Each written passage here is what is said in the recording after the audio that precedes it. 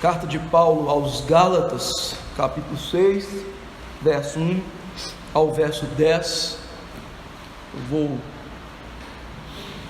ler o texto e peço aos irmãos que acompanhem, principalmente porque esse texto é bem intrincado, bem ligado um no outro, e às vezes a gente deixa de perceber a ligação, a conexão dos assuntos. Gálatas 6, 1 a 10. Diz assim: Irmãos, se alguém for surpreendido em alguma falta, vós que sois espirituais, corrigi-o com espírito de brandura, e guarda-te para que não sejas também tentado. Levai as cargas uns dos outros, e assim cumprireis a lei de Cristo. Porque se alguém julga ser alguma coisa, não sendo nada, a si mesmo se engana. Mas prove cada um o seu labor, e então terá motivo de gloriar-se unicamente em si, e não em outro, porque cada um levará o seu próprio fardo. Mas aquele que está sendo instruído na palavra, faça participante de todas as coisas boas aquele que o instrui.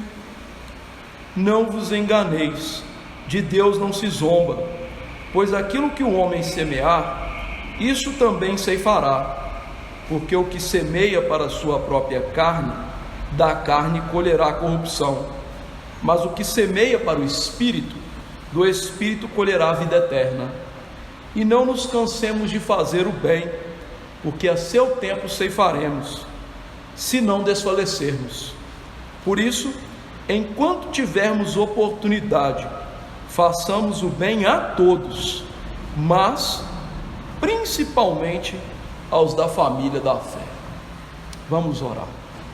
Nosso Deus e Pai, nosso Senhor dos altos céus, o Senhor sabe que depois de longas programações e trabalhos intensos, há alguns dias, nós já estamos com o físico bem abalado, estamos cansados, de fato. No entanto, ó Deus, nos reunimos aqui nessa noite para adorá-lo, para bendizê-lo e para receber mais da palavra do Senhor, deste meio de graça por excelência. Sei que o nosso físico cansado faz com que nossas atenções estejam dispersas, mas dai a graça de nesse momento usarmos tudo que somos e pela ação do Teu Espírito focarmos, ó Deus, na palavra da verdade, porque ela pode fazer-nos sábios para a salvação em Cristo Jesus. Que nossos corações estejam atentos, ansiosos, desejosos por ouvir mais de Jesus e sermos edificados à imagem do Teu Filho. Nos ajude nesse momento, ó Pai, a sermos instruídos acerca de uma vida no Espírito Santo e que semeia para a vida eterna. Nos livre das obras da carne, inclusive daquela que menospreza a palavra no coração e também menospreza os irmãos no coração. Nos ajude agora, somos falhos, somos pecadores. Me dê graça, Deus, de pregar de maneira fiel, de maneira piedosa e ardorosa. Dê graça aos Teus servos de também ouvirem desta maneira, para que todos nós tenhamos um só propósito ao pregar e ouvir a palavra, que o nome de Cristo seja exaltado e nós nos submetamos, humilhemos e venhamos a diminuir diante do Senhor Jesus Cristo. Que o Senhor perdoe todos os nossos pecados, que o Senhor tenha misericórdia de nós, porque pecados, ó Deus, atrapalham ouvir a Tua palavra. Que nesse momento nos nossos corações o confessemos e assim recebamos de Ti a graça que tanto precisamos. É no nome de Jesus que oramos. Amém. Queridos irmãos, esse texto, que tem uma linha mestra que nós vamos ver qual é, fala de diversos problemas da igreja dos nossos dias. Um dos problemas que esse texto trata aqui é da falta da disciplina na igreja. A igreja dos nossos dias não mais disciplina os crentes que vivem em pecado. Isso é um grande problema, porque os reformadores entenderam que uma das verdadeiras marcas de uma igreja é disciplinar os seus membros, ou seja, é ver um membro que está vivendo em pecado e tratar aquele pecado, não esconder aquele pecado, porque ao esconder o pecado, o nome de Cristo é desonrado. Ou seja, nós estamos vivendo um padrão de moralidade muito baixo nos nossos dias dentro da igreja. Isso se dá por causa de alguns conceitos errados acerca do cristianismo que nós temos. Um dos conceitos errados é o amor. Aquilo que nós entendemos como amor foi tão afetado pelo romantismo, movimento não só da poesia, mas também da área da teologia, que surgiu daí o liberalismo teológico, que afetou tanto a visão do homem sobre amor, que quando, por exemplo, uma pessoa é punida por algo errado, nós julgamos aquilo como falta de amor. Mas a Bíblia não trata amor assim, tanto que ela diz que leais são as feridas daqueles que amam, percebe? Outro grande problema que nos leva a não tratar o pecado na igreja é o individualismo. Nós vivemos na igreja, no nosso mundinho da nossa casa, e como se disséssemos: para que eu vou envolver com o problema do outro? Deixa o outro para lá, eu já tenho os meus problemas. A questão é que todas essas coisas que eu estou dizendo aqui nessa introdução tem a ver com uma lei natural que Paulo usa nesse texto, a lei da semeadura. Aquilo que se planta há de se colher. Estas coisas que eu disse que são problemáticas, que tipo de semeadura que é essa? Nós vamos ver. E qual semeadura deveríamos fazer? Nós também vamos ver. Para você entender melhor o texto aqui, diante dessa introdução que eu fiz, essa carta de Paulo aos Gálatas foi escrita num tom muito severo, irmãos, e amoroso. Paulo chega a chamar os Gálatas de insensatos e outros nomes que foram bem taxativos, porque havia um grande problema naquela igreja. O verdadeiro evangelho que Paulo pregou, de pessoas que são justificadas pela fé em Cristo, estava sendo deixado por um falso evangelho pernicioso, que não provinha de maneira nenhuma de Deus. Um evangelho que colocava o homem como responsável direto pela sua salvação, no sentido de que, se nós fazemos as coisas, Deus nos salva. E estas coisas que eu estou se referindo aqui passam pelo cumprimento da lei mosaica. E eu não estou falando dos 10 mandamentos, eu estou falando das leis cerimoniais que Moisés deu. Uma delas, a circuncisão, e as leis dietéticas e outras leis que Moisés deu lá no Antigo Testamento. Então os falsos mestres na Galácia estavam dizendo aqui para os crentes: se vocês não se circuncidarem, se vocês não pararem de comer carne de porco, se vocês não se lavarem cerimonialmente, vocês vão para o inferno, vocês dependem de tudo isso para se salvar. E esse evangelho estava produzindo neles um efeito contrário àquele que o evangelho deveria produzir.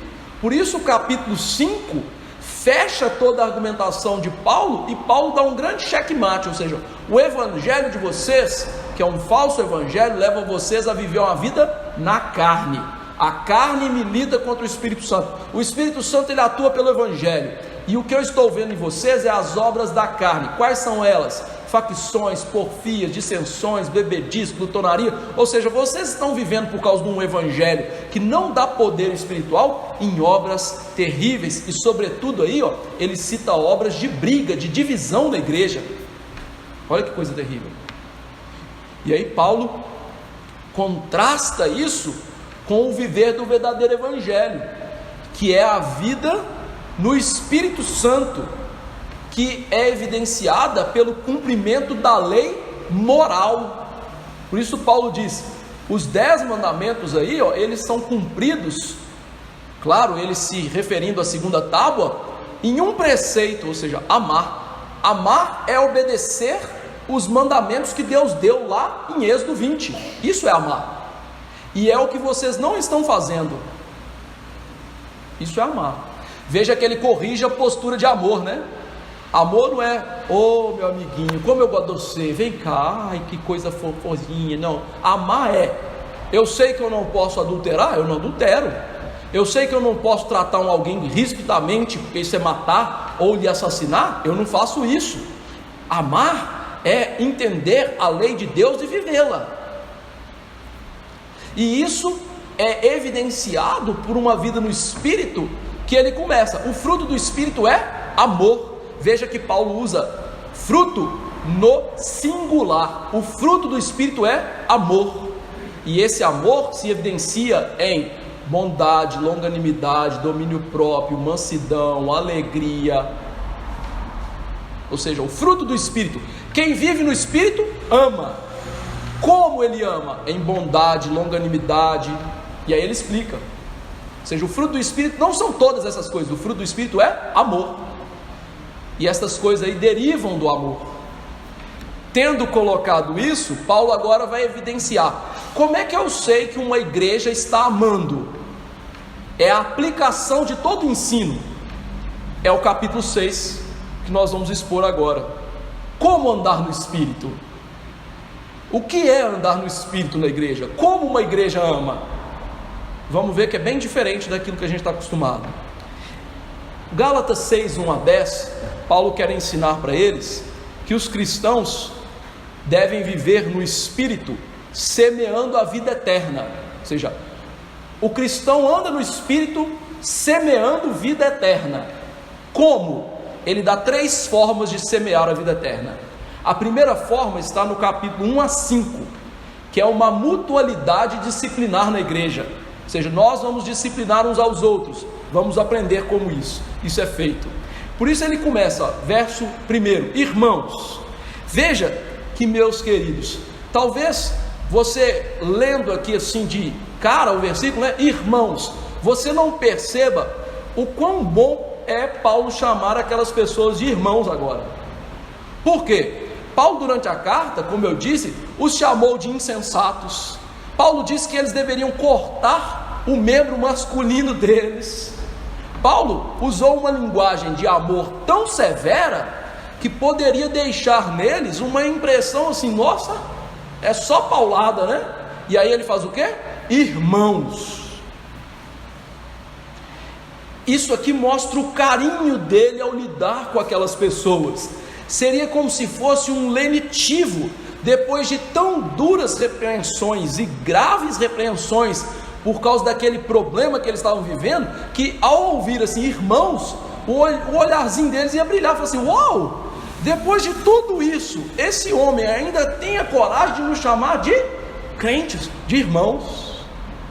E isso é interessante porque, veja, ele está tratando uma igreja com inúmeros problemas de pecados, e aqui ele já vai quebrando aquele falso julgamento que às vezes a gente tem com as pessoas, de apontar logo o dedo e falar assim, isso aí não dá certo, esse aí não presta, esse aí está indo para o inferno mesmo. É claro, irmãos, que eu não estou aqui esquecendo que Jesus disse que as árvores são evidenciadas pelos frutos, mas sempre Jesus e os apóstolos e os escritos bíblicos, eles nos ensinam a ponderar antes de darmos um veredito tão grave. E Paulo então, diante de tudo aquilo, chama essas pessoas de irmãos, carinhosamente, tratando-os, olha, de maneira amorosa, mesmo com repreensões graves. E ele então mostra, irmãos, se alguém for surpreendido em alguma falta, tratai-o com espírito de brandura. Paulo mostra agora que andar no Espírito e semear para a vida eterna é tratar pecados dentro da igreja. pecados na igreja não podem ser escondidos. Vou lhe dar um exemplo bíblico para que você entenda isso. Você se lembra de Acã, lá no livro de Josué? O povo de Deus havia acabado de vencer a guerra em Jericó, destruir uma das maiores cidades do mundo daqueles tempos. Os muros de Jericó, meus irmãos, eram coisas grotescas, eram mais largos do que meu braço. Caiu e o povo derrotou. O povo estava se sentindo o quê? Somos o tal, né? Vamos matar todo mundo, não tem ninguém que vai segurar a gente. No entanto, Deus havia dado uma ordem: não tomem nada de Jericó, destruam tudo. E um tal de Acã, meu amigo, pegou uma capa babilônica e um pouco de metal precioso e escondeu debaixo da barraca dele. O povo agora foi enfrentar uma nova cidade chamada Ai, que era uma cidade que não tinha muros, um povo que não era guerreiro, e eles falaram assim: agora somos nós, né? E eles então vão com um exército pequenininho, e o povo põe eles para correr. E Josué começa: e aí Deus, o que tem? O que está de errado aqui? E aí Deus fala: tem pecados. E Deus faz a sorte chegar até Acã, e ele e sua família são mortos, mostrando que pecados não tratados trazem graves problemas ao povo de Deus, ao arraial do povo de Deus. Então essa ideia de que amor é ver o irmão no pecado e não falar nada, não tratar, é mentirosa, é antibíblica. Paulo, sabendo disso, ele dá agora a ordem: se você ver um irmão pecando, você vai tratá-lo no seu pecado. Mas é interessante que ele usa essa expressão surpreendido em alguma falta, e eu vou ilustrar para o irmão o que ele quer dizer com a palavra original aqui no grego. Vocês já viram aquelas apresentações olímpicas de patinadores? É bonito, não é? Ver aquele povo correndo lá, patinando. Eu não dou conta, meu amigo, nem de ficar em pé naquilo. E eles fazem aquilo com uma maestria maravilhosa.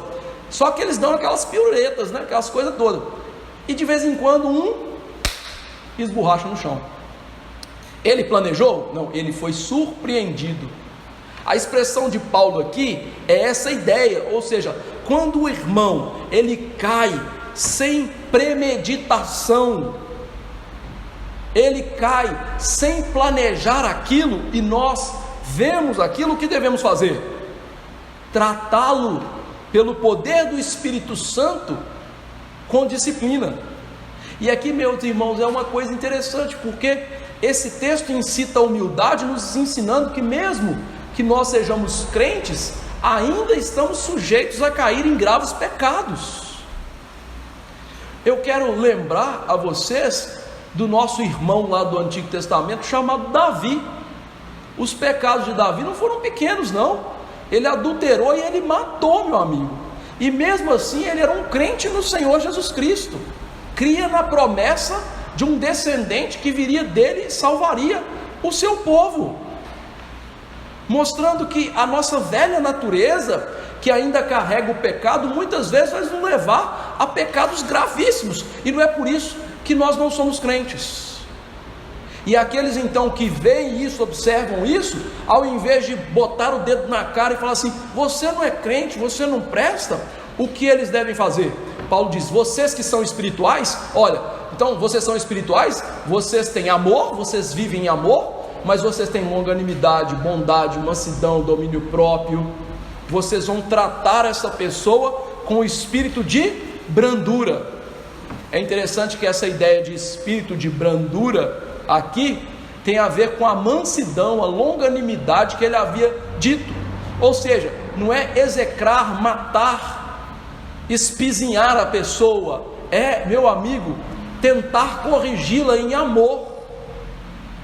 É interessante notar que a disciplina da igreja, ela tem que seguir o padrão de Mateus 18. Lembra que nós lemos o padrão de Mateus 18? A ovelhinha perdida, ela tem que ser trazida de novo ao corpo de Cristo. Jesus ali não estava falando de buscar pessoas que estão perdidas no mundo. O texto está em conexão com o que ele diz depois, que tem a ver com disciplina. Ou seja, ele está falando de pequeninos, de pessoas que já são crentes, e estão em pecado, desviaram-se, então eles têm que ser trazidos. São crentes de verdade, não estou falando de picareta, estou falando de crente de verdade, e tem que ser trazido de novo ao corpo de Cristo. E lembre-se que ele ensinou que a disciplina deve ser da seguinte maneira: se teu irmão pecar contra ti, vai arguí-lo entre ti e ele só. Se ele ouviu, você ganhou o seu irmão.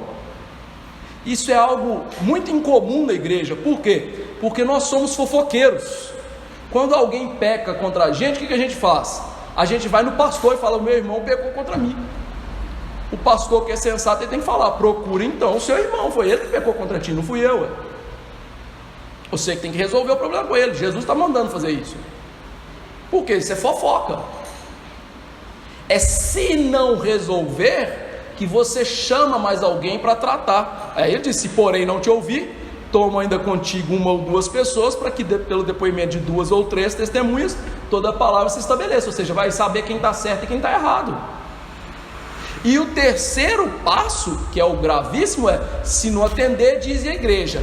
Se ele recusar, considera gentil e publicano, ou seja, põe para fora do corpo da igreja. É assim que disciplina na igreja.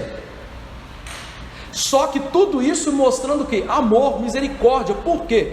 O alvo da disciplina é corrigir a pessoa, é ganhar a pessoa. Veja, se o teu irmão ouvir, ganhou.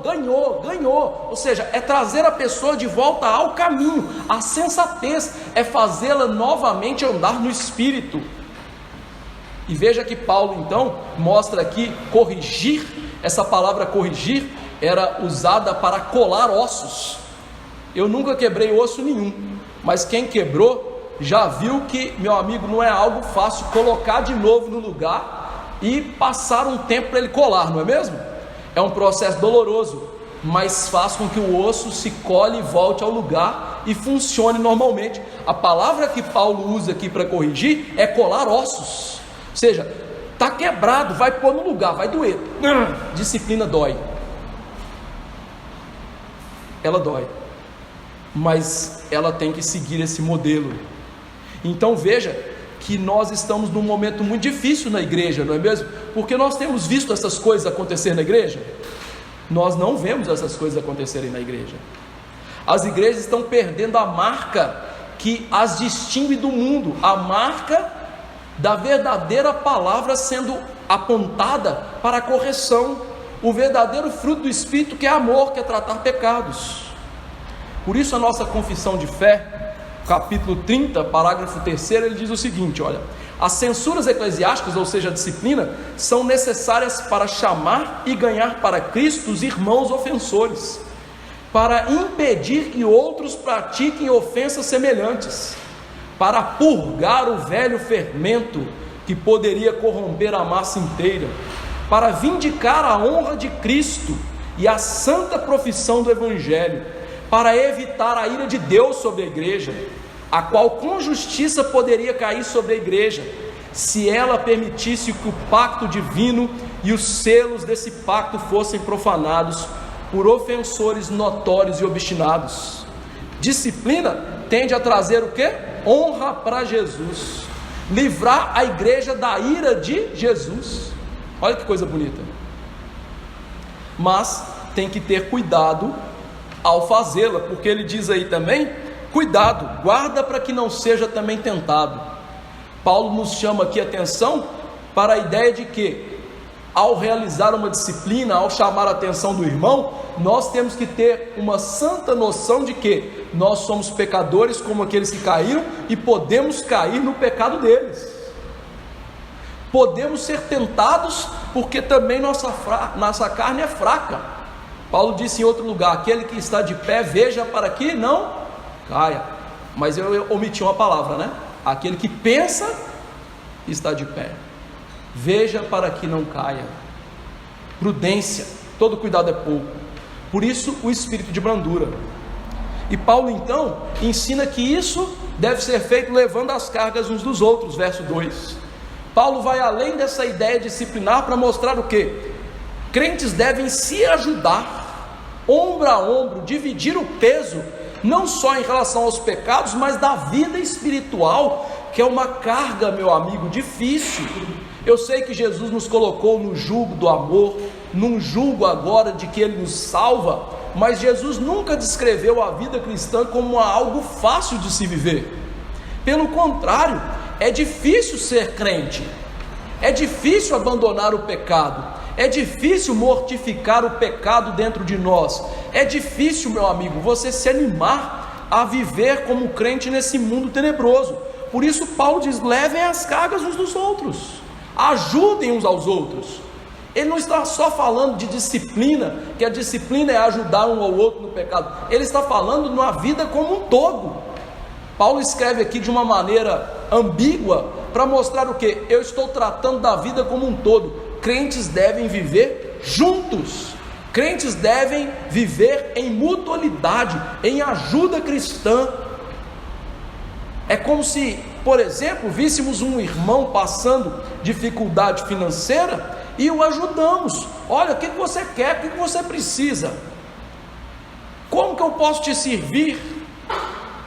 Interessante, meus irmãos, que isso tem sido tão raro nas igrejas, e às vezes até os ímpios estão dando show na gente em relação a isso.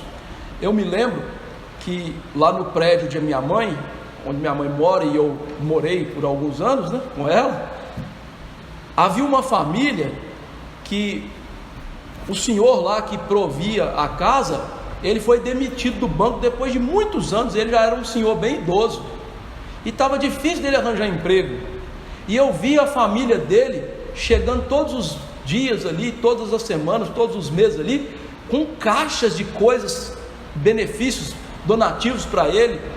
As irmãs dele, que eram solteiras e tinham dinheiro, pagaram as escolas até que ele arranjasse um novo emprego. Os crentes, meu amigo, é cada um por si, e não quer nem que Deus seja por todos, tem que ser para mim, para os outros não. Se você está lá pronto para viagem na Disney, chega um irmãozinho e fala assim: estou precisando de ajuda. Não posso te ajudar não, estou indo para a Disney. Mas que vida cristã que é essa? Se alguém está doente, a gente deixa ele doente para lá. Então Paulo está mostrando aqui, gente, vamos viver em comunhão, cumprir a lei de Cristo, o amor. O amor é viver essa vida em que nós compartilhamos uns com os outros, que nós nos envolvemos uns com os outros. Dá trabalho isso, mas é assim que é viver em amor. E é irônico pensar que os Gálatas queriam se segurar pela lei, e a verdadeira lei do amor que eles deveriam viver, eles estavam escanteando. Eles queriam ser circuncidados. Afinal, uma dorzinha no prepúcio durante 8 dias, meu amigo, é mole em relação a carregar a carga um do outro, aguentar o pecado um do outro. Deixar de comer carne de porco, tranquilo para nós, mas ouvir o pecado do outro, choro do outro, se alegrar com ele, difícil. Mas os Gálatas queriam isso. Eu me garanto, eu não como carne, eu cortei aqui o prepúcio, eu estou bem. Não está bem não. Isso chama-se farisaísmo. Isso chama-se uma vida sem Cristo. Eles queriam viver uma vida sem Cristo, porque Jesus ensinou que pelo amor o mundo nos reconheceria como discípulos dele. O fato de nós nos amarmos, nós nos dedicarmos uns aos outros. E veja que vergonha nossa, o mundo não vê a gente como crente, porque ele não vê a gente amando ninguém. Por isso Paulo coloca aqui um padrão para eles no verso 3. Olha, porque se alguém julga ser alguma coisa não sendo nada, a si mesmo se engana. Ou seja, ele faz o seguinte: agora pare de olhar para os outros e olhe para você. Olha se você é presunçoso. Se você pensa que você é alguma coisa, se você é grande, que você é bom, que você cumpre a lei, que você ama de verdade, pare com isso, você é presunçoso. Se alguém se julga ser alguma coisa, não sendo nada, se engana. Ou seja, ele coloca para a gente aqui, meus irmãos, a cruz no peito, falando assim: olha, você acha que cristão é alguma coisa? Você acha que nós somos alguma coisa de fato? Olha, nós somos salvos pelo sacrifício de Jesus, nós somos justificados pela morte dele, nós recebemos a fé como um dom, nós cremos nele para a nossa salvação. Quem somos nós para vangloriar em alguma coisa e achar que a gente é alguma coisa? Nós não merecemos nada, só o inferno. Então, se você se julga ser alguma coisa não sendo nada, Cuidado, está se enganando. E aí veja, meus irmãos, aquilo que eu tenho falado incansavelmente para os irmãos, a nossa cegueira espiritual, que ela é tão grave que a gente não vê, que nós somos cegos, que nós olhamos os outros de cima para baixo, achamos melhores do que eles, e estamos achando que está tudo bem. Não convivo com fulano, não quero saber de ciclano, e assim nós dividimos, nós mutilamos a igreja, nós fazemos grupinhos nas igrejas. Que vida de presunção é essa? Não queremos saber dos outros. Alguém se julga alguma coisa não sendo nada? Está se enganando sem perceber. Deus tem misericórdia, nos dando graça para que enxerguemos essas coisas, enxerguemos nossa vanglória, nossa prepotência humana. Mas você quer se medir de verdade? Diz o verso 4: prove cada um o seu labor, terá motivo de gloriar-se unicamente em si. Paulo coloca agora no rumo correto e fala assim: olha para você e vê o que Jesus já fez na sua vida. Quantos pecados de fatos você os deixou, eles morreram no seu coração, você não os pratica mais, você os venceu, os dominou. Olhe para você agora e vê se há algum pecado aí que você conseguiu eliminá-lo da sua vida pela ação da graça de Deus, e você então vai ter motivo de ver a glória de Cristo na sua vida. Ou seja, você vai ver o trabalho de Deus na sua vida. É isso que ele quer dizer, aquilo que o Espírito Santo fez, limpando você, transformando você, fazendo com que você agora produza para Ele. Aqui Paulo nos chama a responsabilidade pessoal. Veja, ele estava no âmbito coletivo, da gente ajudar, amar, ver, disciplinar, e agora ele olha para a gente e fala assim: olha para você e vê aí o que Jesus já fez na sua vida, para ver se você realmente pode ter algum motivo de alegria. Conte aí. Interessante, o livro que nós estamos estudando aqui com os homens, né? Homens de Verdade, do Richard Phillips. O autor, na sessão que nós estamos estudando, ele fala assim: eu tenho vergonha do homem que eu era há 10 anos atrás, e espero ter vergonha daqui 10 anos do homem que eu sou hoje. Isso é bom, irmãos. Eu tenho provado isso na minha vida. Isso é tão bom, olhar e falar assim: como eu era presunçoso, prepotente, me achava. Isso é bom, você ver que Deus está trabalhando na sua vida, porque isso traz aí motivo de alegria, de gratidão a Deus, de ver o que? Jesus está trabalhando em mim, Jesus me salvou, mas Ele também está me santificando, está matando o meu pecado, está me fazendo diferente do que eu era, mostrando que crente, ao entrar na igreja, ele não pode entrar na igreja e daqui 50 anos, quando ele morrer, ser a mesma coisa. Está errado, tem alguma coisa errada. E aí veja que então Paulo aprofunda a responsabilidade quando ele diz: porque cada um levará o seu próprio fardo. Ué, peraí, pastor, a gente aprende que a Bíblia não pode se contradizer. Paulo diz para a gente levar as cargas uns dos outros, e agora ele fala: cada um vai levar o próprio fardo. É interessante que os nossos tradutores aqui foram sábios, que eles usaram carga e fardo para diferenciar, porque Paulo usa palavras diferentes no grego, e a palavra que ele usa aqui, fartion, significa responsabilidade pessoal. Ou seja, ele diz: ainda que nós nos ajudemos, ainda que nós amemos uns aos outros, ainda que nós olhemos uns para os outros, e agora olhamos para a gente, nós temos uma responsabilidade que é pessoal. A ideia aqui, essa palavra fortion, era usada para o soldado que tinha que carregar o seu próprio equipamento. A ideia, sabe o escoteiro, que ele põe aquela mochila pesada e ele tem que carregar a sua mochila? Ou seja, a responsabilidade da nossa vida crescer, desenvolver, da gente deixar a presunção, é nossa. Ou seja, a culpa é nossa, não do outro. Eu não cresço porque o outro é culpado. Não, eu não cresço porque eu não quero crescer em graça. Eu não deixo um pecado, não é porque o meu irmão, me espizinha, é chato para comigo. Não, eu não cresço porque eu não quero crescer. Ou seja, é aquele princípio de você não colocar a sua culpa no outro, você colocar a culpa em si. Princípio, né, muito pouco vivido, principalmente dentro do casamento, né? Dentro do casamento a gente sempre põe a culpa no outro. Olha, culpa sua. E a sua culpa? Cadê? Você não assume, não? E você não vai bater no peito e falar assim, ó, eu estou fazendo isso de errado, aquilo de errado, aquilo outro. Não, a gente gosta de botar o dedo na cara do outro e falar assim, a culpa é sua. Culpa sua nada, meu amigo. Culpa é nossa. Por isso Dave Harvey dizia assim, todos nós acordamos com o pior dos pecadores todos os dias. Aí você fala assim, ah, minha mulher. Não, você mesmo. Você. A culpa é sua. Interessante, né? Que isso aqui traz um princípio para os homens no lar, de que tudo que acontece no lar é responsabilidade nossa, mas não é culpa nossa.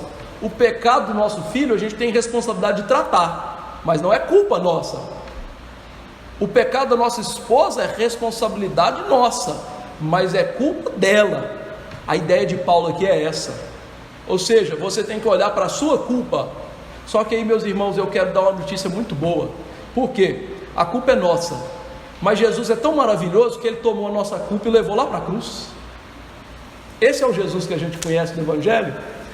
Ele olha e fala assim, a culpa é sua, pastor, é sua, mas eu vou levar lá na cruz, pode deixar que eu dou conta. E aí, olha como Jesus encarna tudo isso que Paulo disse até agora. Quem que nos disciplina por amor? Jesus. Quem que leva a nossa culpa? Jesus. Quem podia olhar para si e se vangloriar? Jesus. Quem podia olhar para o outro e ver o pecado do outro de maneira plena? Jesus. Tudo aqui aponta para Jesus. Ainda que Paulo não tenha citado Jesus nem um segundo aqui, tudo isso culmina em Jesus. Ele é aquele que viveu no Espírito perfeitamente na igreja e fez isso. Ou seja, esse texto, ele é muito evangélico. Ele faz assim com a gente, olha, tá vendo, você fala em todas essas coisas que Paulo diz aqui, mas vai lá para Cristo, que Ele levou a sua culpa lá, Ele te perdoa dos pecados, agora volta e vive o que você tem que viver. Graças a Deus por Jesus. A segunda maneira de viver no Espírito e semear para a vida eterna, é compartilhar as coisas com os ensinadores na igreja. E meus irmãos, eu não estou aqui pedindo aumento de salário não, viu? É porque o texto fala sobre isso. Então veja só, a maneira de você mostrar que você vive no Espírito é ser despreendido das coisas materiais. Por isso que Paulo coloca aqui a ideia do sustento pastoral como uma maneira de mostrar esse desprendimento das coisas. Ele diz, ó, aquele que está sendo instruído, ou seja, quem está recebendo o ensino na palavra, faça participante de todas as coisas boas aquele que o instrui, ou seja, aquele que ensina a palavra. Ele está mostrando que a vida no Espírito e essa comunhão dos santos aqui da igreja, ele vai além daquela disciplina e da medida de nós mesmos. Ela chega ao compartilhamento daquilo que nós temos com os outros, mas também com os pastores. Paulo mostra aqui que aqueles que estão sendo instruídos na palavra, eles têm um grande benefício de receberem a palavra da verdade, e eles então têm que compartilhar com aqueles que ensinam as coisas boas que eles têm, ou seja, eles devem mutuamente viver, compartilhar. E é interessante, né? O que isso tem a ver com o que estava sendo dito antes? Tem a ver com que os Gálatas estavam querendo viver na carne, em dissensões e porfias, em facções, em glutonarias, em bebedices, ou seja, tudo aquilo que eles tinham, eles queriam para si, para si, para si. E obviamente isso estava levando a igreja a passar dificuldades, inclusive no sustento pastoral. E isso mostrou que aquilo era uma vida apegada ao material e uma vida longe do Espírito Santo. Ou seja, a vida longe do Espírito Santo é aquela que a gente agarra nas nossas coisas e fala assim, isso é meu, eu não dou para ninguém, isso aqui é exclusivo, é do meu coração, é muito precioso para mim. Interessante que ele mostra que essas pessoas que que estão sendo instruídas e que não deveriam ser assim, elas são instruídas na palavra. Indica o quê? Que elas estão recebendo uma verdadeira instrução da piedade.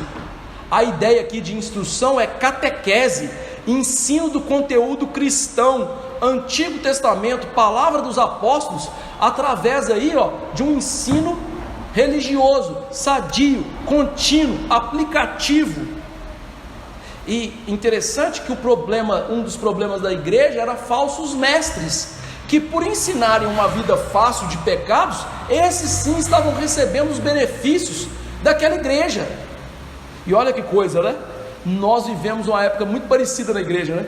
Pastores fiéis são desprezados das igrejas, colocados para fora, e os pastores que promovem confusão na igreja, festinha na igreja, culto animadinho, esses são os queridos. Pastor que conta piada no púlpito, né? Esses aí são legais. Esses aí estão com muitos seguidores, muitas igrejas cheias, mas não ensinam a palavra. E aí Paulo diz, não é assim não é assim não. São os verdadeiros ensinadores que devem ser sustentados. Ou seja, eles lhe dão a coisa mais preciosa, que são os bens espirituais, e por isso eles devem colher os bens materiais, que são as menos preciosas. Olha que coisa interessante. Quando a igreja paga um salário do pastor, e o pastor ensina a Bíblia de verdade, quem que está ganhando mais? Se você é materialista, você pensou assim, é o pastor que está ganhando dinheiro. E Paulo diz, não, é a igreja que está recebendo a palavra. É isso que ele está dizendo. E aí nós devemos lembrar que ele sempre ensinou o sustento pastoral. 1 Coríntios 9,14, ele diz, assim ordenou também o Senhor aos que pregam o Evangelho, que vivam do Evangelho. Ou seja, Jesus ensinou para os apóstolos, 12 apóstolos, e depois os 70 evangelistas, que eles deveriam deixar de trabalhar com qualquer outra coisa para viver da pregação do Evangelho. Por isso pastor não é pedreiro, pastor é pastor. Pastor não é psicólogo, pastor é pastor. Pastor não é advogado, pastor é pastor. Ele também disse isso no texto de Timóteo que nós lemos lá na nossa liturgia. Sejam considerados dignos de dobrados honorários, ou seja, dobrados pagamentos, aqueles que presidem bem, com especialidade os que se afadigam na palavra e no ensino. Por quê? Porque a Bíblia diz, não tampe a boca do boi enquanto ele está pisando trigo. Olha que coisa interessante. E aí veja que Paulo não está falando só de sustento aqui, ele está mostrando de uma vida que a gente compartilha com os outros as coisas boas. Se você não consegue compartilhar das coisas boas com o líder, quanto mais com os outros. Ele toma o líder como aqui o centro, no sentido de que, se eu não consigo, entre aspas, com a pessoa mais evidente da igreja, compartilhar com ele, com os outros, muito menos. E veja que não fazer isso é muito grave. Ele diz assim, não vos enganeis, de Deus não se zomba.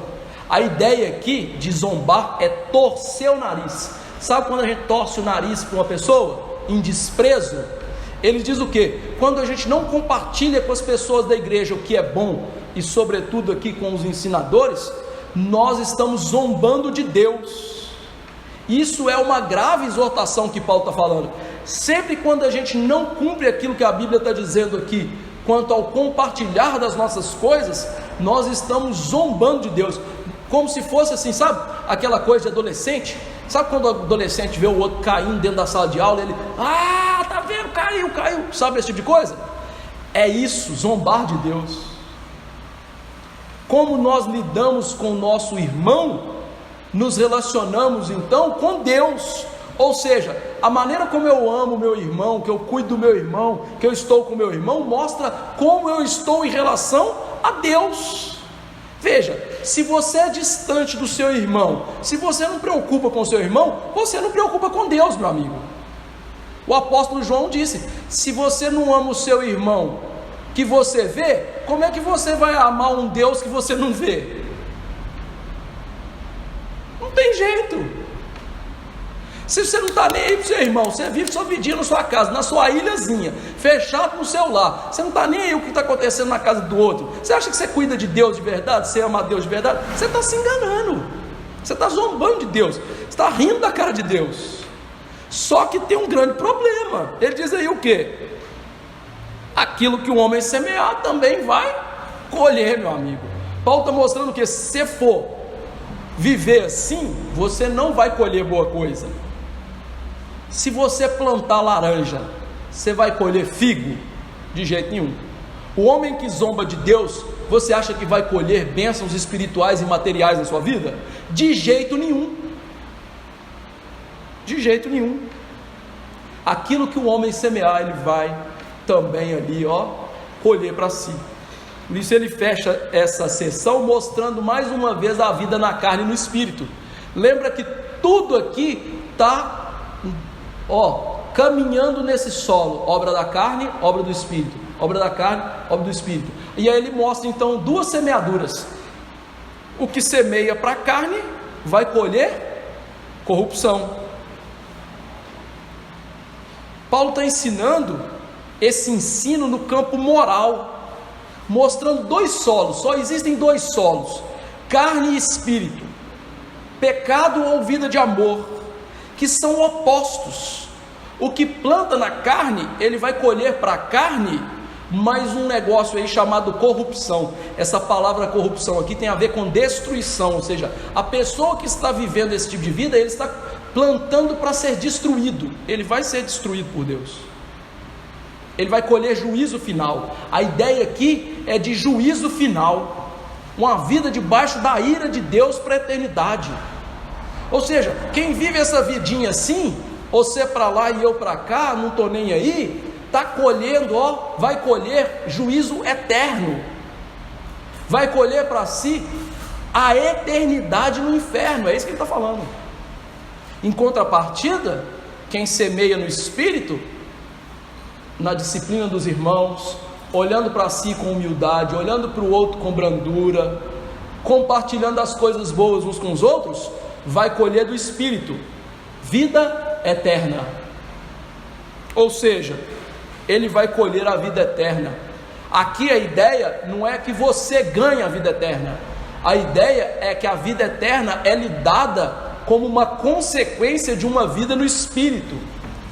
Lembre-se que toda a carta de Gálatas está sendo aqui agora aplicada. Então ele vai colher vida eterna, por quê? Porque ele foi perdoado no seu pecado por Jesus, ele foi justificado pelo Senhor Jesus Cristo, ele é agora unido com Cristo, ele agora tem o Espírito de Cristo, e ele vive pelo Espírito de Cristo. A consequência disso é vida eterna, uma vida evidenciada nessas obras, e que culmina em vida eterna. Bom teste, não é? Vou receber vida eterna? Olha aí se você está vivendo desse jeito, você já sabe. Mais claro do que isso, impossível. O que nós vamos colher? Essa lei da semeadura, ela é válida para o campo espiritual. Nunca se esqueça disso. Nunca. Sempre pense isso na relação sua para com seus irmãos e sobretudo para com Deus. O que você plantar, você vai colher. E a terceira forma então de plantar para a vida eterna é fazer o bem. Verso 9 e 10 ele diz: não cansemos de fazer o bem. Paulo agora vai falar de maneira ainda mais prática, mais clara. É como se ele estivesse dizendo assim: deixa eu desenhar para vocês o que eu estou querendo dizer. Como que os crentes vão demonstrar fruto do Espírito e plantar para a vida eterna? A ideia da semeadura está continuando. Então ele vai mostrar o que? Plantar para a vida eterna é fazer o bem. Só que Paulo aqui, ele é muito sábio, porque ele inclui um encorajamento implícito. Por isso ele diz: não cansem de fazer o bem. Por quê, irmãos? Cansar de fazer o bem é possível na igreja, e acontece na igreja. Lembre-se, a igreja é cheia de pecadores. Nós estamos tratando de uma igreja que ainda é militante. Nós aqui dentro não somos perfeitos ainda. Então fazer o bem traz para nós um grande custo, um custo que se reflete às vezes no cansaço de fazer o bem. E é interessante porque às vezes a gente faz o bem e a recompensa ela não é vista logo. E aí, meu amigo, o que vai acontecendo? A gente vai se cansando. Essa expressão dele, não se canse de fazer o bem, era das corridas de maratona naquela época.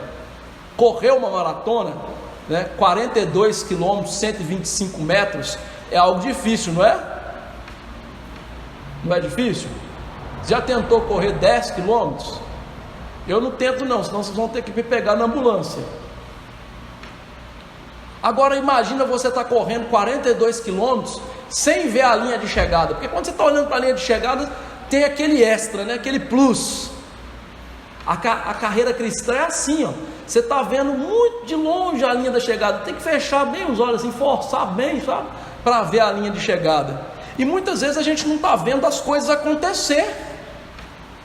E aí pode acontecer que nós nos desmotivemos, cansemos, paremos de fazer o bem, como se fosse assim: ah, não tem jeito não, vou parar, vou entregar.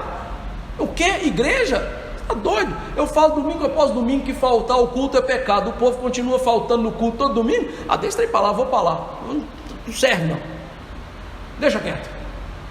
Não pode cansar, tem que continuar fazendo. E aí, o que é fazer o bem aqui? Fazer o bem, contextualmente aqui, está ligado ao quê? Prestar assistência ao próximo, praticar boas ações para com eles, exercer misericórdia, carregar as cargas deles, sustentar os mestres. Fazer o bem é tudo aquilo que ele disse anteriormente e mais, no Espírito Santo, com longanimidade, bondade, benignidade, amor, mansidão, domínio próprio, e exercer o fruto do Espírito, suas facetas na vida. Ou seja, fazer o bem é muito diferente daquilo que a gente acha que é fazer o bem. A gente acha que fazer o bem, né, é igual católico espírita, né? Tem um mendigo passando na rua, a gente senta a mão no bolso, dá 5 contos para ele usar droga e fala assim: fiz o bem. Não, isso não é fazer o bem, pelo contrário, você está fazendo mal para ele. Porque a Bíblia diz: aquele que não quer trabalhar, não coma. Você ainda está descumprindo um mandamento bíblico, você não está fazendo bem. Olha que coisa. Fazer o bem é isso aqui.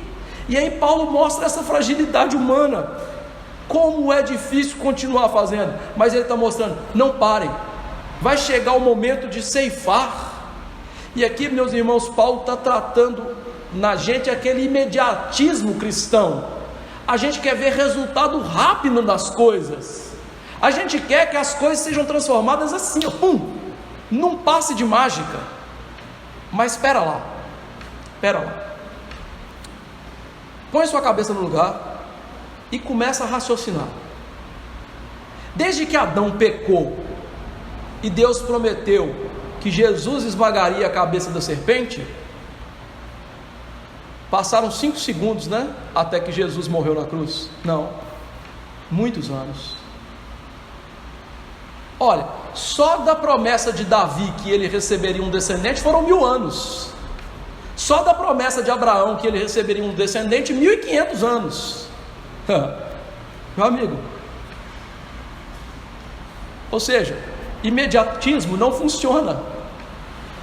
Essas igrejas que parecem crescer rápido aí, ou está um avivamento, e você vai perceber por pessoas largando o pecado, angustiadas por causa de uma vida ímpia, amando a Jesus, ou é um avivamento ou é falsidade.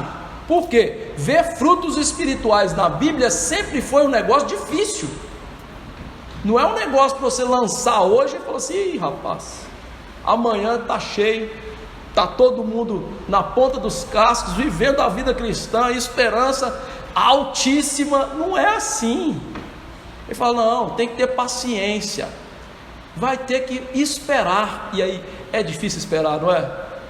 É difícil esperar, ainda mais nesse mundo fast food, né? Nesse mundo que a gente pede um hambúrguer e 10 minutos ele está na sua casa, né? É difícil. E aí Paulo diz: não, faço não. Não desfaleça, continuem, não adianta querer adiantar. Como disse o sábio, né? Todas as coisas têm o seu tempo certo. Há tempo para chorar, há tempo para rir, para plantar, para deixar de plantar. Tem tempo para tudo. E Deus quer que a gente mostre nossa fé e nossa confiança assim. Quem planta um milho hoje, colhe amanhã? Não. Quanto mais na vida espiritual, não desfaleçam. E aí ele mostra o que? Então, enquanto a gente está caminhando, quando tiver oportunidade, façam o bem. A ideia dele é: irmãos, o tempo de fazer o bem é aqui e agora. A colheita final não chegou ainda. Então, o que você faz diante disso? Continue plantando o bem. Façam aproveitando as oportunidades. E aqui eu gostaria de ilustrar com o reverendo Edson, que é pastor lá da primeira igreja presbiteriana de Belo Horizonte, que é pastor dos meninos que estiveram aqui conosco no fim de semana. O reverendo Edson uma vez contou para mim uma história muito marcante, e quando eu estava escrevendo o sermão eu lembrei disso. Uma vez ligaram para a primeira igreja presbiteriana de BH, uma pessoa que não era membro da igreja, não era crente, ligou para ele e falou assim: um parente meu morreu e não tem ninguém para fazer o ofício fúnebre. Eu não sou crente, não sou nada. O senhor poderia fazer? Não conhecia o reverendo Edson, não conhecia a igreja, nada. O senhor pode vir? Ele falou: que hora? Tal hora. Estou aí, pode contar comigo. E ele foi lá e pregou a palavra do Senhor, fez o bem, e não é que aquele povo se converteu? Ou seja, é aproveitar a oportunidade de fazer o bem. Então pesa sobre nós essa responsabilidade. Como disse a palavra: aquele que sabe que deve fazer o bem e não faz, nisso peca. Não é isso faz bem não, nisso peca. É uma questão de mandamento, não há escolha. O crente tem que fazer o bem. A quem? A quem? A todos. E é difícil Paulo dizer isso, não é? Porque a todos significa que aqui está incluso aquelas pessoas que são até nossas inimigas, pessoas que nos perseguem, pessoas que fazem mal para a gente, pessoas que torcem o nariz para a gente, pessoas que nos desprezam. Mas Paulo diz: não, você tem que fazer o bem para elas, é todos. Mas veja, tem alguém que a gente tem que fazer o bem além, mais, com maior primazia. Ele diz o que? Sobretudo aos da família da fé. Ou seja, em primeiro lugar, são aqueles que compartilham da fé que você tem, que são verdadeiros crentes no Senhor Jesus Cristo e estão no mesmo corpo do Senhor Jesus Cristo, independentemente em qual igreja visível. Gente, igreja visível, estou falando de igreja de verdade, viu? Não é seita, não é coisa do tipo. Igreja visível de verdade eles estejam. Faça o bem, porque há entre nós uma união indissolúvel com eles em Cristo Jesus. Ou seja, o crente da igreja ali do outro lado, que é uma igreja verdadeira, é membro do mesmo corpo de Jesus. E aqui então nós temos o princípio daquilo que nós chamamos de comunhão dos santos, que a gente não entende às vezes. A gente acha que comunhão dos santos é reunir para comer churrasco. Não é, isso não é comunhão. Comunhão dos santos, eu vou ler para vocês o que é. Está lá no capítulo 26, no parágrafo 1 e 2 da Confissão de Fé. Todos os santos que pelo seu Espírito e pela fé estão unidos a Jesus Cristo, seu cabeça, têm com Ele comunhão nas suas graças, nos seus sofrimentos, na sua morte, na sua ressurreição, na sua glória, e estando unidos uns aos outros no amor, participam dos mesmos dons e graças, e estão obrigados ao cumprimento dos deveres públicos e particulares que contribuem para o seu mútuo proveito, tanto no homem interior e no exterior. Percebe que eles participam do cumprimento público, ou seja, comunhão dos santos se dá onde? No culto. No culto. O segundo parágrafo vai aprofundar, mostrando nisso da lei do amor. Os santos são, pela sua profissão, obrigados a manter uma sociedade, uma comunhão no culto de Deus. Mostrando então, a gente tem que ser membro de uma igreja e tem que participar do culto da igreja, e na observância de outros serviços espirituais que tendam à sua mútua edificação. bem como socorrer os outros, ao texto de Paulo aqui, em coisas materiais, segundo as respectivas necessidades e meios. Esta comunhão, conforme Deus oferecer ocasião, ele está citando literalmente Paulo, deve estender-se a todos aqueles que em qualquer lugar invocam o nome do Senhor Jesus Cristo. Ou seja, percebe que a confissão citou literalmente, praticamente o texto de Paulo? Ou seja, comunhão é no culto e nas necessidades dos irmãos. Isso é fazer o bem. Então, diante de tudo isso, como viver esse texto, essa doutrina da comunhão dos santos? Em primeiro lugar, há muitas maneiras de fazer o bem. Você pode fazer o bem na igreja, na ajuda financeira a um irmão. Às vezes o irmão está passando dificuldade, você pode ajudá-lo. Na ajuda espiritual, às vezes o seu irmão está precisando de uma oração, de um ombro para chorar com você. Na ajuda às enfermidades. Ou seja, às vezes o irmão está lá doente e precisa de um pratinho de sopa. Ajuda nos momentos em que há fraqueza em realizar o bem. Quando a gente está cansado e começa a falar assim, não dou conta mais, fala assim, não meu amigo, vem cá, eu te ajudo, vamos fazer o bem juntos. Ajudar então a semear a vida eterna. Enfim, tem muitas maneiras da comunhão dos santos que nós fazemos o bem, e sobretudo aos da família da fé. Contudo, sabemos quando nós negligenciamos, não é mesmo? Saiba de uma coisa, pare de negligenciar fazer o bem para o seu irmão. Isso não é uma escolha para você. Jesus não deixou isso na Bíblia para você falar assim, eu posso ou não posso fazer. Tem coisas na Bíblia que você pode escolher ou não fazer, mas tem coisas que não dá para fazer isso. E fazer o bem ao irmão é uma coisa que não dá para você escolher. Não quero fazer, não, você tem que fazer. Isso é intrínseco a cada um que se diz crente. E a pergunta é, nós estamos fazendo bem?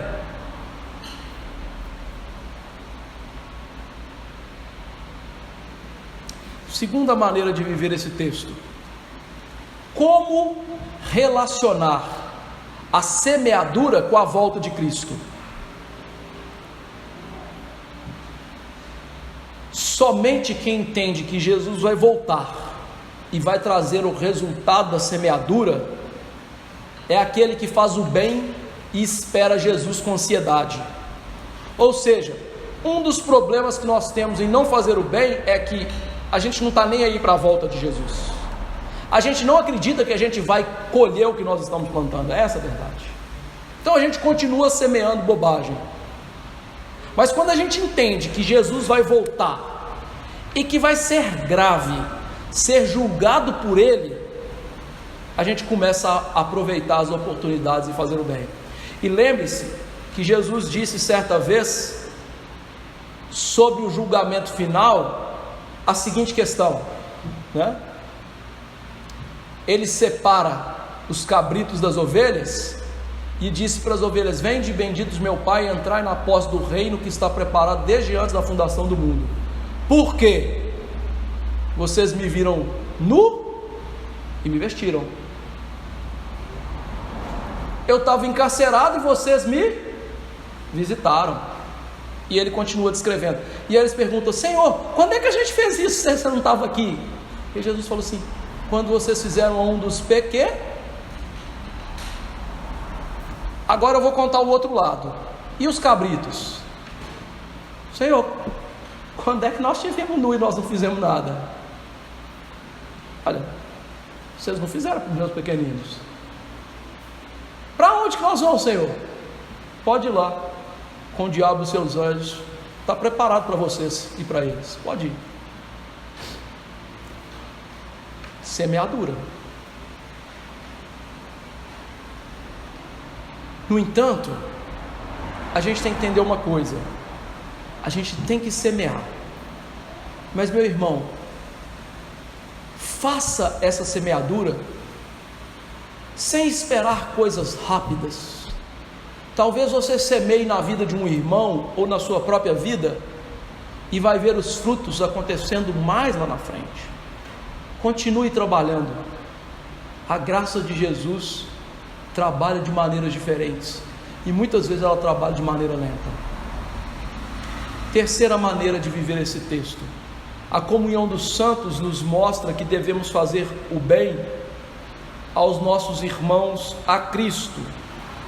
E aí eu quero perguntar para vocês: quais oportunidades que nós temos hoje na nossa igreja de fazer o bem a Cristo por meio dos irmãos? Quem hoje da nossa igreja está precisando de receber o bem de você, de mim, e não está recebendo? Não deixe oportunidades passar. Oportunidades não voltam. Não voltam. Por isso, seja atento às oportunidades. Use as oportunidades para fazer o bem ao outro. É interessante, às vezes elas passam na nossa frente e a gente não percebe. Sabe? É igual aquela piadinha, e eu não vou contar em forma de piada, né? Daquele indivíduo que cai no mar e está se afogando, e ele faz uma oração: Deus, me ajuda aqui, eu não quero morrer afogado, né? E aí passa o cara do botinho, joga lá o salva-vida e fala: não, pode deixar que Deus vai me ajudar. Chega a guarda costeira, vai pular e pegar o cara: não, pode deixar que Deus vai me ajudar. Chega o helicóptero, joga lá a escada: não, pode deixar que Deus vai me ajudar. O cara morre afogado e pergunta ao Senhor: mas o Senhor não me ajudou? Mas que é isso? Eu te mandei o cara do botinho, eu te mandei a guarda costeira, eu te mandei o helicóptero, você não pegou nenhum deles. Ou seja, as oportunidades estão aí e elas estão passando, e nós estamos deixando de semear. Quarto lugar, eu quero que você veja o quanto Cristo é maravilhoso de possibilitar nós termos comunhão com os santos no culto e na vida. Olha o quanto nós somos diferentes. Como que isso poderia acontecer se não fosse por Jesus? E é interessante, gente, como que a cegueira espiritual é uma coisa tão grave e tão danosa à igreja. Já viu as igrejas hoje que tem culto para velho, culto para jovem, culto para casado, culto para isso, culto para aquilo? Está quebrando a comunhão dos santos, porque não há nada tão lindo, tão democrático, entre aspas, como o culto que a gente junta aqui uma criança de 5 anos, um adulto de 60, um jovem de 30, e todos juntos, todos diferentes, unidos em Cristo para cultuar a Cristo. Olha como que é pernicioso esse falso evangelho, essa falsa tentativa de servir os outros melhor, fazendo com que não sirvamos a Cristo melhor. Olha, não há nada mais lindo do que ver um culto em que nós temos criancinhas de colo, crianças um pouquinho maiores, adolescentes, jovens ali, né, casados, pessoas já com filhos, pessoas já idosas. Não tem nada mais bonito do que isso, ver essa comunhão no corpo de Cristo, e todo mundo ali num só espírito para adorar a Deus, e esses todos podendo dividir suas fraquezas espirituais, ajudar uns aos outros a crescer na fé. E a gente está fazendo tudo ao contrário. Vou dar mais um exemplo. A gente gosta de colocar, né, criança com criança na igreja, adolescente com adolescente na igreja. Eu quero te perguntar uma coisa: o que minha filha de 5 anos pode aprender com o Henrique de 5 anos?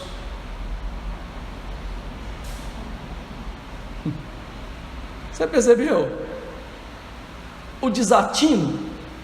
E como que nós estamos fragmentando a sociedade e a igreja, fazendo o quê? Os idosos com a sua sabedoria estão lá, as crianças com a sua falta de sabedoria e maturidade estão lá, e eles não se comunicam e não crescem em fé. Por quê? Porque estão separados. Que coisa horrível. Não. A Bíblia quer que nós estejamos todos juntos, como uma única família, para que o idoso nos ensine, nós ensinemos aos jovens, os jovens ensinem aos adolescentes, os adolescentes ensinem às crianças, e todos ensinemos uns aos outros o amor de Cristo. É assim que a igreja tem que viver. Então o que nós precisamos fazer? É não estar alheios uns aos outros. E aí, sim, ajudar a crescer com repreensões sinceras, com amor brando, fraternal, verdadeiro, demonstrado uns pelos outros. Ah, como nós precisamos disso. Quinta aplicação. Querido, deixe a presunção. Pare de olhar para o seu irmão como se fosse melhor do que ele. Sabe por que você acha que você é melhor do que o seu irmão? Porque o padrão de julgamento seu é baixo. Porque o dia que você julgar o seu irmão e você por Jesus, você vai ver que você é uma porcaria, e ele também.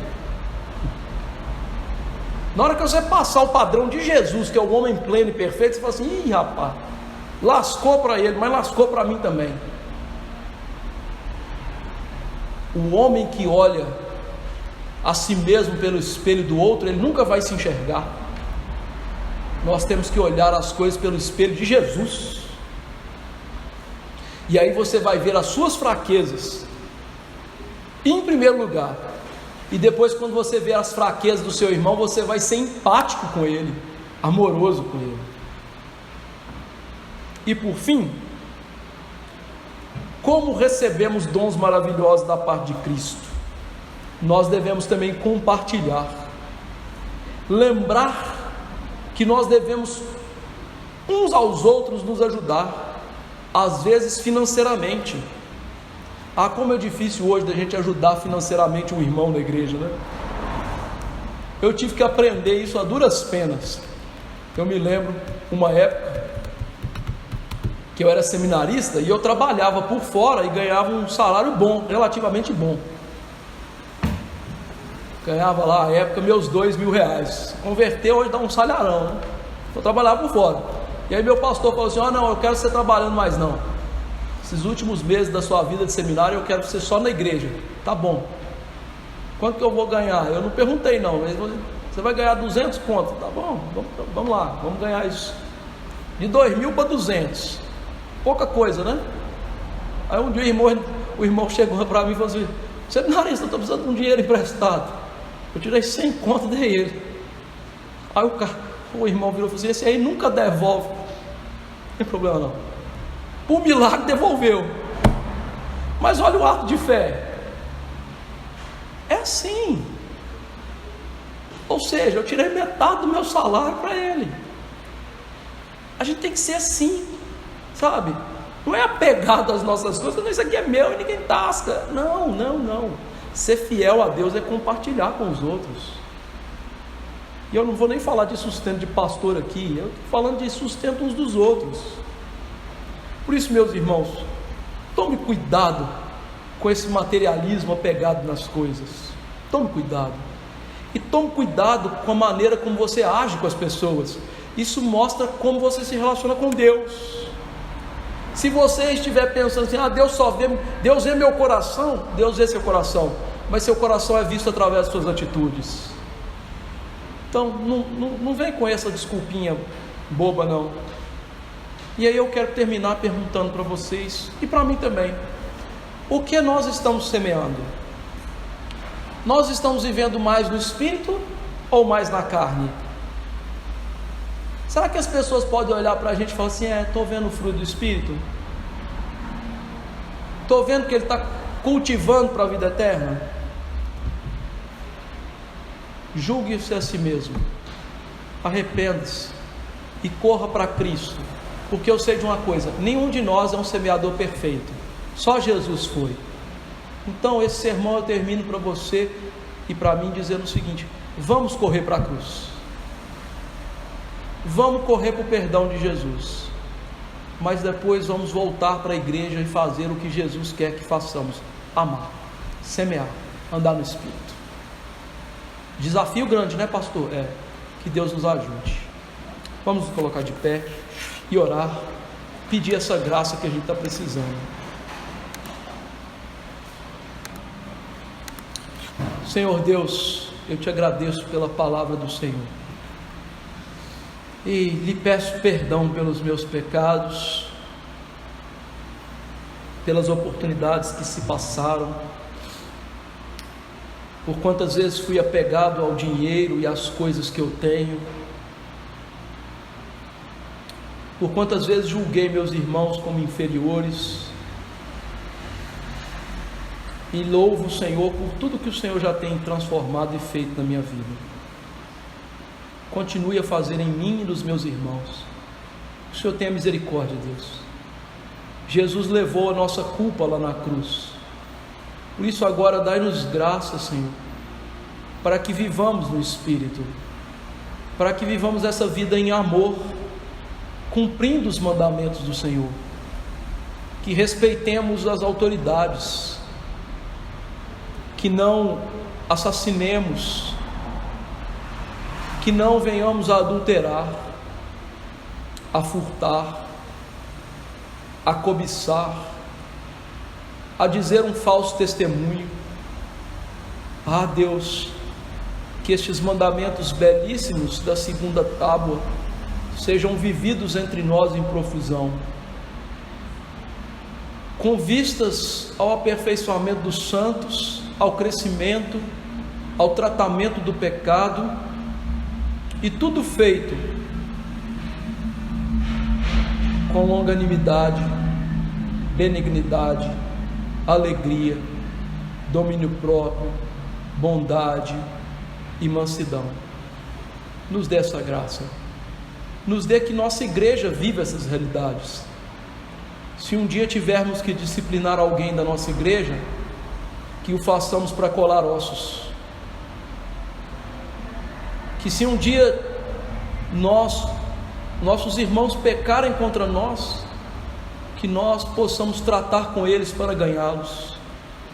E tudo isso vindicando a Cristo, trazendo a Deus a sua glória para o corpo visível da igreja. Nos ajude a viver esse texto, ó Deus, para que nossa igreja seja saudável e nós ajudemos outras igrejas a serem saudáveis, plantemos novas igrejas e sirvamos a Cristo em amor. E nos ajude a não cansar de fazer o bem. Jesus não cansou, os apóstolos até cansaram, mas receberam graça do Senhor. Nos dê essa graça que tanto precisamos. Fique conosco, eu te imploro em nome de Jesus, amém. Que a graça do Senhor Jesus Cristo, o amor de Deus, o bendito Pai, e a consolação maravilhosa do Espírito da promessa estejam com os santos eleitos do Senhor hoje e para sempre, amém.